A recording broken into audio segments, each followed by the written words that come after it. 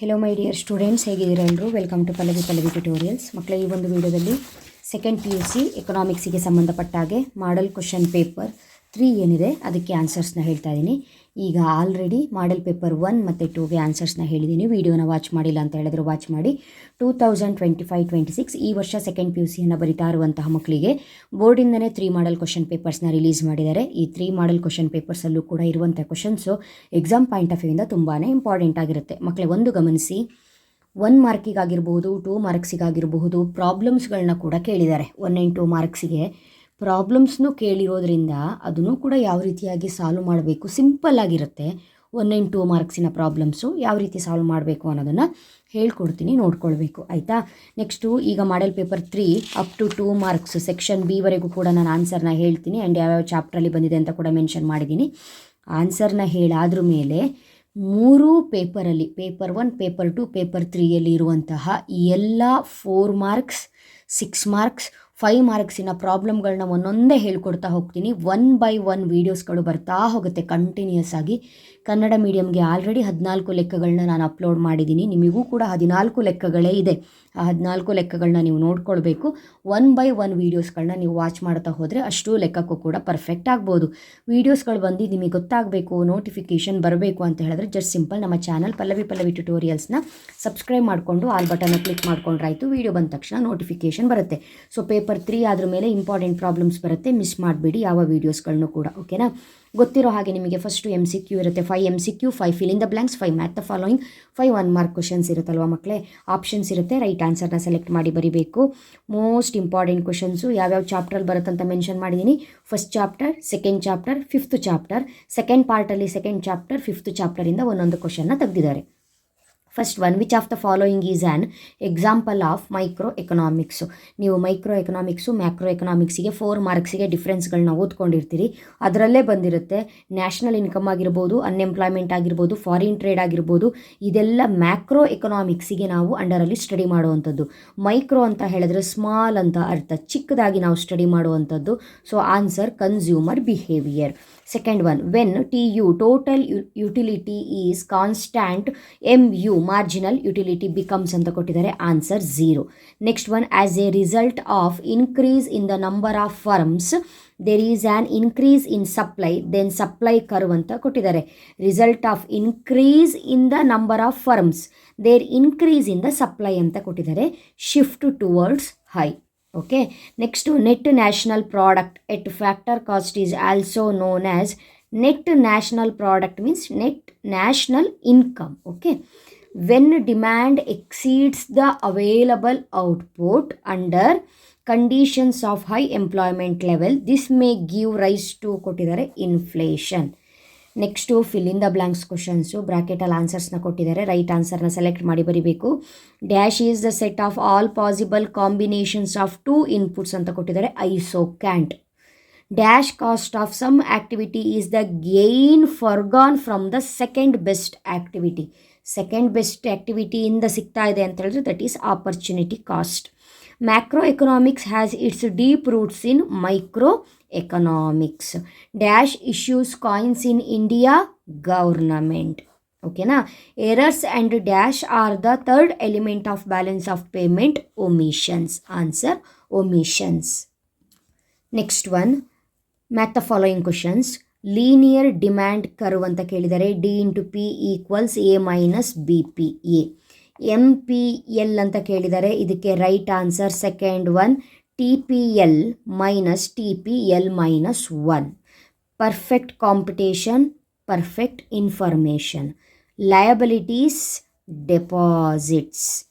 Excess demand leads to rise in the prices in the long run. Next 1 ಮಾರ್ಕಿನ 5 questions. First ಕ್ವಶನ್ನೇ problem ಕೇಳಿದರೆ, if the demand curve of 2 consumer are D1P 20 minus 2P, D2P 25 minus P respectively, find out the market demand ಅಂತ ಕೇಳಿದ್ದಾರೆ. So market ಡಿಮ್ಯಾಂಡನ್ನು ಕಂಡು ಹಿಡಿಯೋದು ಹೇಗೆ ಅನ್ನೋದಕ್ಕೆ ಒಂದು ಸಿಂಪಲ್ ಫಾರ್ಮುಲಾ ಇದೆ. ಆ ಫಾರ್ಮುಲಾನ ನೀವು ಬರ್ಕೊಳ್ಬೇಕು. ಓಕೆ, ನಾನಿವಾಗ ಫಾರ್ಮುಲಾ ಬರಿತಾ ಇದ್ದೀನಿ.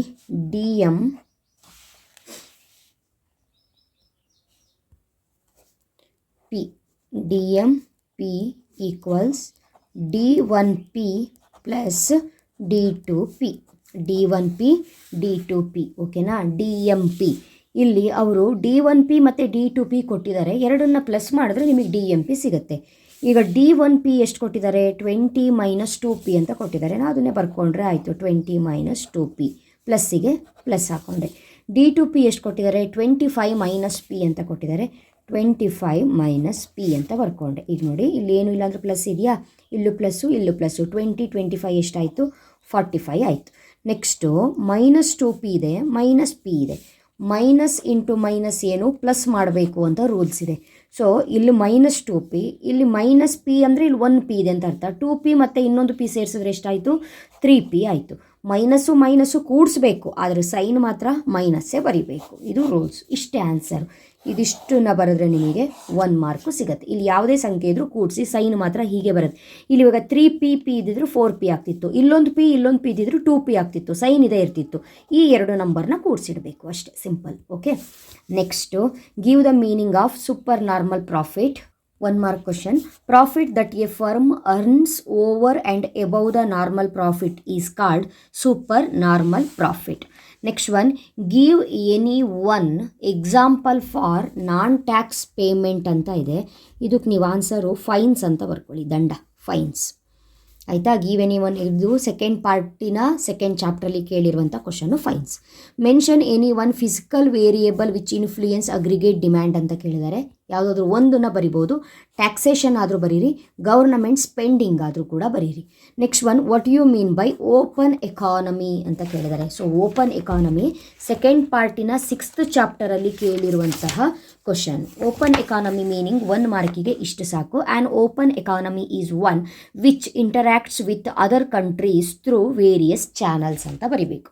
ಸೊ ಇದಿಷ್ಟು ಕೂಡ 1 ಮಾರ್ಕಿನ ಕ್ವಶನ್ಸು. ನೆಕ್ಸ್ಟು ಪಾರ್ಟ್ ಬಿಗೆ ಬಂದರೆ ಟೋಟಲ್ ಆಗಿ ಗೊತ್ತಿದೆ ನಿಮಗೆ 10 ಕ್ವಶನ್ಸನ್ನು ಕೇಳಿರ್ತಾರೆ. ಅದರಲ್ಲಿ ಆನ್ಸರ್ ಎನಿ 6 ಅಂತ ಇರುತ್ತೆ. 6 ಕ್ವಶನ್ಸಿಗೆ ನೀವು ಆನ್ಸರ್ನ ಮಾಡಬೇಕು. ಫಸ್ಟ್ ಕ್ವಶನ್ ಫಸ್ಟ್ ಚಾಪ್ಟರ್ ಮೇಲೆ ಕೇಳಿರುವಂಥದ್ದು, list out the basic economic activities ಅಂತ ಕೇಳಿದ್ದಾರೆ. 4 ಆ್ಯಕ್ಟಿವಿಟೀಸ್ ಇದೆ, ಆ 4 ಆ್ಯಕ್ಟಿವಿಟೀಸ್ನು ನೀವು ಬರಿಬೇಕು. List out the basic economic activities. First chapter production, consumption, distribution, exchange, ಇದು ಆನ್ಸರ್. ಓಕೆನಾ. Next second question, mention 2 approaches which explain consumer behaviour. ಓಕೆನಾ. ನಿಮಗೆ theory of consumer behaviour chapter ಇದೆಯಲ್ಲ, ಇದರಲ್ಲೇ ಕೇಳಿರುವಂತಹ ಕ್ವಶನ್ನು. 2 ಅಪ್ರೋಚಸ್ ಯಾವ್ದ್ಯಾವುದು ಅಂತ ಹೇಳ್ಕೊಂಡು ಬರಿಬೇಕು. Very important question, last year ಕೂಡ ಮೋಸ್ಟ್ ರಿಪೀಟೆಡ್ ಆಗಿತ್ತು ಇದು ಕ್ವಶನ್ನು. ಇದಕ್ಕೆ ಆನ್ಸರು ಒಂದು ಕಾರ್ಡಿನಲ್ ಯುಟಿಲಿಟಿ ಎನಾಲಿಸಿಸ್ ಅಂತ ಬರೀರಿ, ಇನ್ನೊಂದು ಆರ್ಡಿನಲ್ ಯುಟಿಲಿಟಿ ಎನಾಲಿಸಿಸ್ ಅಂತ ಬರೀರಿ. Answer ordinal. ಓಕೆನಾ. ನೆಕ್ಸ್ಟು ಥರ್ಡ್ ಚಾಪ್ಟ್ರಲ್ಲಿ ಒಂದು ಕ್ವಶನ್ನ ಕೇಳಿದ್ದಾರೆ, what are long run cost ಅಂತ ಕೇಳಿದ್ದಾರೆ. ನೋಡಿ, ಹಿಂದಿನ ಪೇಪರಲ್ಲಿ what or short run cost ಅಂತ ಕೇಳಿದರು, ಇಲ್ಲಿ what are long run cost ಅಂತ ಕೇಳಿದ್ದಾರೆ. ವಾಟ್ ಆರ್ ಯಾವ್ದ್ಯಾವುದು ಅಂತ ಬರಿಬೇಕು. ಶಾರ್ಟ್ ರನ್ ಕಾಸ್ಟ್ ಅಂತ ಕೇಳಿದರೆ ಇದಿಷ್ಟರಲ್ಲಿ ಯಾವುದಾದ್ರೂ ಎರಡನ್ನ ಬರೀತೀರಿ ಅಲ್ವಾ, TFC, TVC, TC ಯಾವುದಾದ್ರೂ ಬರಿಬೋದು. ಇಲ್ಲಿ ಅವ್ರು ಕೇಳಿರೋದು what are long run cost. Long run ಕಾಸ್ಟ್ಗಳು ಯಾವ್ದ್ಯಾವುದು ಅಂತ ಕೇಳಿದ್ದಾರೆ. ನೋಡಿ, long run total cost, long run average cost, long run marginal cost ಅಂತ ಬರಿಬೇಕು. ವಾಟ್ ಈಸ್ ಅಲ್ಲ, ಮೀನಿಂಗ್ ಅಲ್ಲ, ವಾಟ್ ಆರ್ ಯಾವುದು ಅಂತ ಬರಿಬೇಕು. ಓಕೆನಾ. Next question, mention the 2 determinants of a firms supply curve ಅಂತ ಇದೆ. 2 ಡಿಟರ್ಮಿನೆಂಟ್ಸ್ ಬರಿಬೇಕು. ನಿಮಗೆ ಸೆಕೆಂಡ್ ಪಾರ್ಟಿನ 4th ಚಾಪ್ಟ್ರಲ್ಲಿ 2 ಕ್ವಶನ್ಸನ್ನು ಕೇಳ್ತಾರೆ ಮಕ್ಕಳೇ. ಸೆಕೆಂಡ್ ಚಾಪ್ಟ್ರಿನ ಪಾರ್ಟ್ 1ನ 4th ಚಾಪ್ಟ್ರಲ್ಲಿ 2 ಕ್ವಶನ್ಸ್ ಇರುತ್ತೆ. ಫಸ್ಟು ಡಿಟರ್ಮಿನೆಂಟ್ಸ್ ಕೇಳಿದ್ದಾರೆ. Mention the 2 determinants of firms supply curve ಅಂತ ಕೇಳಿದ್ದಾರೆ. ಟೆಕ್ನಾಲಜಿಕಲ್ ಪ್ರೋಗ್ರೆಸ್, ಇನ್ಪುಟ್ ಪ್ರೈಸಸ್ 2 ಬರೆದ್ರಿ ಡಿಟರ್ಮಿನೆಂಟ್ಸ್. ಇದೇ ಚಾಪ್ಟ್ರಲ್ಲಿ ಇನ್ನೊಂದು ಕೇಳಿದ್ದಾರೆ, price elasticity of supply and write its formula. Meaning ಮತ್ತು ಅದರದ್ದು ಫಾರ್ಮುಲಾನ ಬರಿಬೇಕು. ಪ್ರೈಸ್ ಎಲಾಸ್ಟಿಸಿಟಿ ಆಫ್ ಸಪ್ಲೈ ಅಂತ ಹೇಳಿದ್ರೆ, price elasticity of supply refers to the responsiveness of quantity supplied to changes in the price of good ಅಂತ ಬರೀರಿ. Formula ಇದಿಷ್ಟು ಬರೆದ್ರೆ ಸಾಕಾಗುತ್ತೆ. Price elasticity of supply is equal to percentage change in quantity supplied, percentage change in price ಅಂತ ಕೊಟ್ಟಿದ್ದಾರೆ. Delta Q divided by Q into P divided by delta P ಅಂತ ಬರಿಬೇಕು. ಓಕೆನಾ. ನೆಕ್ಸ್ಟ್ ಕ್ವಶನು ನಿಮಗೆ ಕೇಳಿರುವಂಥದ್ದು ಸೆಕೆಂಡ್ ಪಾರ್ಟಿನ ಸೆಕೆಂಡ್ ಚಾಪ್ಟ್ರಲ್ಲಿ give the meaning of intermediate goods with an example. Meaning ಬರೆದು ಎಕ್ಸಾಂಪಲ್ಲು ಬರೀಬೇಕು 2 ಮಾರ್ಕ್ಸಿಗೆ. Intermediate goods are those goods which are already produced and by some producer and used by some other producer as material inputs for the production of other commodities. For example, raw cotton, copper ಯಾವುದಾದ್ರೂ ಬರೀಬಹುದು. ನಿಮಗೆ intermediate goods ಎಂದು simple ಏನಾದರೂ answer ಗೊತ್ತಿದ್ರೆ ಅದನ್ನು ಕೂಡ ನೀವು ಇಲ್ಲಿ ಬರೀಬಹುದು. Okay ಅಲ್ವಾ. ನೆಕ್ಸ್ಟ್ ಇದೇ ಚಾಪ್ಟ್ರಲ್ಲಿ ಒಂದು ಏನು ಪ್ರಾಬ್ಲಮ್ನ ಕೇಳಿದ್ದಾರೆ. ರಿಯಲ್ ಜಿ ಡಿ ಪಿ ಕೊಟ್ಟಿದ್ದಾರೆ 400, ನಾಮಿನಲ್ ಜಿ ಡಿ ಪಿ ಕೊಟ್ಟಿದ್ದಾರೆ 450.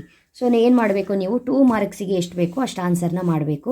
Calculate G D P deflator ಅಂತ ಕೇಳಿದ್ದಾರೆ. ನೀವು ಜಿ ಡಿ ಪಿ ಡಿಫ್ಲೇಟರ್ ಏನು ಕೇಳಿದಾರೋ ಅದನ್ನು ಹಾಗೆ ಬರ್ಕೊಂಡು ಫಾರ್ಮುಲಾನ ಏನು ಬರ್ಕೊಳ್ಬೇಕು ಅಂತ ಹೇಳಿದ್ರೆ ನಾಮಿನಲ್ ಜಿ ಡಿ ಪಿ, ಇದು ಫಾರ್ಮುಲಾ ಯಾವಾಗಲೂ ಚೇಂಜ್ ಆಗಲ್ಲ. ರಿಯಲ್ ಜಿ ಡಿ ಪಿ ಅವ್ರು ಹಿಂದೆ ಮುಂದೆ ಕೊಟ್ಟರು ಕೂಡ ಇದೇ ರೀತಿ ಇರುತ್ತೆ formula. Nominal G D P divided by real G D P into 100 ಅಂತ ಬರಿಬೇಕು. ಕೊಟ್ಟಿರುವಂತಹ ಪ್ರಾಬ್ಲಮ್ಮಲ್ಲಿ ನಾಮಿನಲ್ ಜಿ ಡಿ ಪಿ ಎಷ್ಟಿದೆ 450 ಇದೆ. ಆ 450ಯನ್ನು ಅಪ್ಲೈ ಮಾಡಿ. ರಿಯಲ್ ಜಿ ಡಿ ಪಿ ಅವ್ರು ಕೊಟ್ಟಿರೋದು 400 ಇದೆ. 400ನ ಅಪ್ಲೈ ಮಾಡಿ ಇಲ್ಲಿ 100 ಅಂತ ಬರೀರಿ. ಕ್ಯಾಲ್ಕುಲೇಟ್ರಲ್ಲಿ ಡೈರೆಕ್ಟಾಗಿ ನೀವು 450 ಡಿವೈಡೆಡ್ ಬೈ 400 ಇಂಟು 100 ಅಂತನಾದರೂ ಕೊಡ್ಬೋದು. ಇಲ್ಲ ಇಲ್ಲಿ 2 0 ಇಲ್ಲಿ 2 0 ತೆಕ್ಕೊಂಡು 450 ಡಿವೈಡೆಡ್ ಬೈ 4 ಅಂತ ಕೂಡ ಮಾಡ್ಬೋದು. ಹೇಗೆ ಮಾಡಿದ್ರು ಒಂದೇ ಆನ್ಸರು. ಪರ್ಸಂಟೇಜು 112.5% ಬರುತ್ತೆ. ಈ ರೀತಿಯಾಗಿ ಮಾಡಬೇಕು. ಇದು 2 ಮಾರ್ಕ್ಸಿನ ಕ್ವಶನು. ಈ ರೀತಿ ಮಾಡಿದ್ರೆ ನಿಮಗೆ 2 ಮಾರ್ಕ್ಸು ಸಿಗುತ್ತೆ. Next what are the 2 components of consumption function ಅಂತ ಕೇಳಿದರೆ 2 ಮಾರ್ಕ್ಸಿನ ಕ್ವಶನ್ನು ಸೆಕೆಂಡ್ ಪಾರ್ಟಲ್ಲಿ 4th ಚಾಪ್ಟ್ರಲ್ಲಿ ಕೇಳಿರುವಂತಹ ಕ್ವಶನ್ನು. ಕನ್ಸಂಪ್ಷನ್ ಫಂಕ್ಷನಲ್ಲಿ 2 ಪಾಯಿಂಟ್ಸ್ ಇದೆ. Autonomous consumption, induced consumption. Very important question. New question ಕೂಡ ಕರೆಕ್ಟಾಗಿ ನೋಡ್ಕೊಳ್ಳಿ. ಕಾಂಪೊನೆಂಟ್ಸ್ ಆಫ್ ಕನ್ಸಂಪ್ಷನ್ ಫಂಕ್ಷನ್ ಅಂತ ಹೇಳಿದ್ರೆ ಆಟೋನಮಸ್ ಕನ್ಸಂಪ್ಷನ್, ಇಂಡ್ಯೂಸ್ಡ್ ಕನ್ಸಂಪ್ಷನ್ ಅಂತ ಬರಿಬೇಕು. ಲಾಸ್ಟ್ 2 ಕ್ವಶನ್ಸು ನಿಮ್ಮ ಪಾರ್ಟ್ 2 5th ಚಾಪ್ಟರ್ ಏನಿದೆ ಅದ್ರ ಮೇಲೆ 2 ಕ್ವಶನ್ನ ಕೇಳಿದ್ದಾರೆ. ಒಂದು main objectives of government budget ಕೇಳಿದ್ದಾರೆ. Main objectives of government budget. ಇನ್ನೊಂದು direct tax and indirect tax ಯಾವುದು ಸೆಂಟ್ರಲ್ ಗವರ್ನಮೆಂಟಿಂದು ಅಂತ ಹೇಳ್ಕೊಂಡು ಕೇಳಿದ್ದಾರೆ. ಫಸ್ಟು 2 ಆಬ್ಜೆಕ್ಟಿವ್ಸ್ನ ಬರೀರಿ. Proper allocation of resources, government ಬಜೆಟಿನ objectives proper allocation of resources. Second one generation of employment opportunity. ಇದು ನೆಕ್ಸ್ಟ್ ಅವ್ರು ಇಲ್ಲಿ ಕೇಳಿರುವಂಥದ್ದು direct tax indirect tax central ಗೌರ್ನಮೆಂಟಿಂದು ಯಾವುದು ಅಂತ. Very important question, new question. ಕೇಳುವಂಥ ಚಾನ್ಸಸ್ಸು ತುಂಬಾ ಇದೆ. ಡೈರೆಕ್ಟ್ ಟ್ಯಾಕ್ಸು 2, ಇಂಡೈರೆಕ್ಟ್ ಟ್ಯಾಕ್ಸ್ 2 ಬರೀಬೇಕು. ಡೈರೆಕ್ಟಲ್ಲಿ income tax, wealth tax, corporate tax ಬರುತ್ತೆ ಮಕ್ಕಳೇ. ಇಂಡೈರೆಕ್ಟಲ್ಲಿ service tax, custom duties, excise duties ಬರುತ್ತೆ. ಯಾವ್ದು ನೆನ್ಪಿಟ್ಕೊಳ್ತೀರಿ ನೋಡಿ. ಇದರಲ್ಲಿ 2 ಪಾಯಿಂಟು, ಇದರಲ್ಲಿ 2 ಪಾಯಿಂಟು ನೆನ್ಪಿಟ್ಕೊಂಡು ಬರೀಬೇಕು.